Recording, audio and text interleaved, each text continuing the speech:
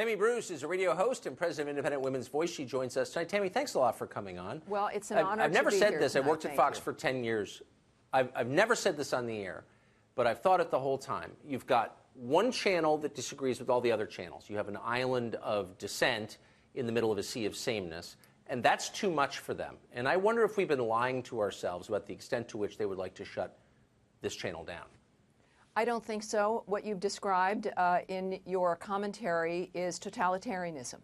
We've seen it unfold. It is, in fact, part of why I left the left. My first book is called The New Thought Police, warning about this trajectory, that the use of the complaining about words or opinions was beyond the conversations that we normally have. It was being designed, and the environment was being designed to be able to destroy people. Now, I love coming on this show. I am honored and proud to be a part of Fox News, specifically for what you discussed. I've never been told what to say. I've never been told what not to say. That's I've right. never been removed because of a presumption of what my opinion would be. You and I will disagree and we disagree on many issues. Yes. We will take issue with each other. We even will disappoint each other on occasion. But what we embody here is that we care about each other, we will have those conversations, and we will be able to have them about other people and have that exchange. What's manifesting here is a desire to shut that down across the board, and if the left thinks that that's a monster that they're going to be able to control and just aim at us, they're going to be very surprised when that monster gets out of its bottle and begins to move amongst all of them. And this is what I think is a problem for society in general, and for the larger effort about being able to have these conversations, become a better nation and become better people, and embrace ourselves and the First Amendment, especially when it's difficult. So I don't really understand the mindset that leads to, and you see it on display in the other channels even now, to want to shut down people who disagree. I grew up in a world where magazines were important, and you had National Review and the American Spectator, and then you had The Nation and Mother Jones and Village Voice. Sure. It never occurred to me to want to shut the other side down.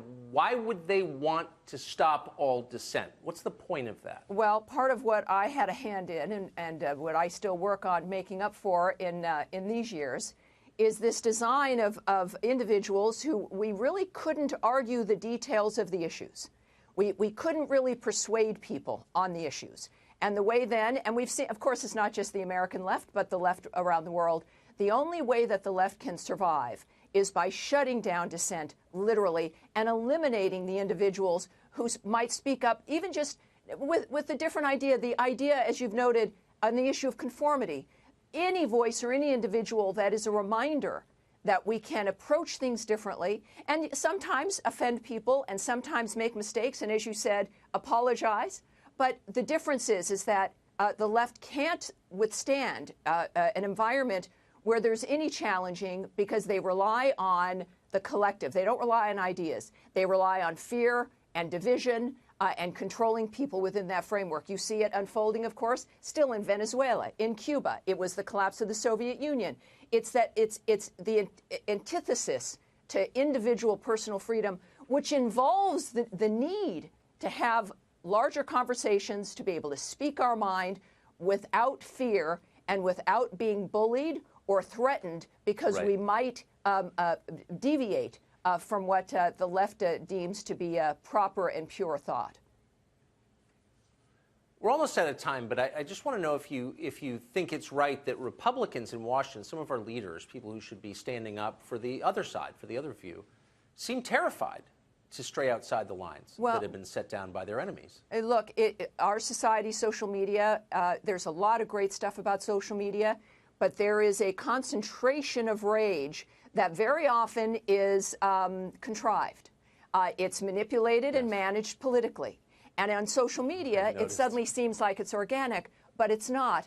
And it frightens politicians who think that that's a real reflection of real life. Look, people are genuinely involved and engaged in the things that matter in our lives. As a feminist, it matters to me how we're all portrayed. But at the same time, we've got to have freedom of thought and freedom of expression. And we have a role in that, and so do the politicians. They've got to feel strong enough and free enough that they can speak their minds and stand up for what's right. Tammy Bruce, an old-fashioned liberal, and I mean that as a compliment. Great to see you. Thank you. Thank you, Tucker.